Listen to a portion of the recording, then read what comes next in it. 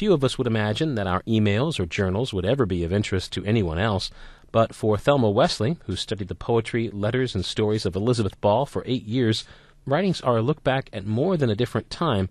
They're a window opening onto a person's entire life. I've pulled out a couple short stories that I will probably read that haven't been published, that we have, that I know has been published anyway. Some of her poems were published in a book called Orbiter Scripta. Elizabeth Ball lived from 1897 to 1982, and her writings and memorabilia comprise a sizable portion of the collections at Minnetrista in Muncie. A week from Sunday, Wesley will host a literary tea, including readings and discussions of the work of Elizabeth Ball. Wesley says she'll lead the discussion not so much from the perspective of an undeniable authority, but more from the position of longtime aficionado. I'm just going to present it as my impressions of Elizabeth the person, as I am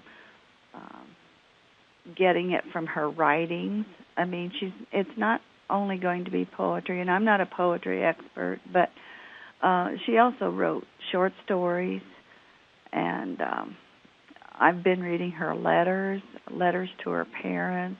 And her impression is of a bright, nature-loving woman with a gentle but undeniable sense of humor, Wesley says, shown particularly in her letters about her schooling with dress codes, dances, and chaperones in the early 20th century.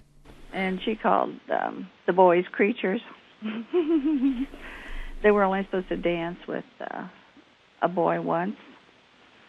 And she said that 2 of them looked just alike to her, and she didn't know whether she danced with one twice or, It was really quite funny. The literary tea will include time to peruse the Spirit of Oakhurst exhibit at Minnetrista, which includes many writings of Elizabeth Ball, as well as tea and pastries.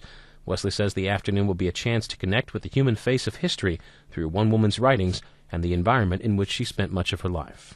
I've worked here so long, and I have really enjoyed the gardens and being where she lived and wondering about her life. And it's a restful place in Oakhurst Gardens, and you just sort of start wondering about things, and then you start reading. And I've always been a reader, and so it's interesting to go back and see some of the history and so forth. Registration for the literary tea is due this Sunday for $12 per person. The tea itself takes place the following Sunday, the 18th, at the G.A. Ball Building in Minnetrista. For more information, call 282-4848.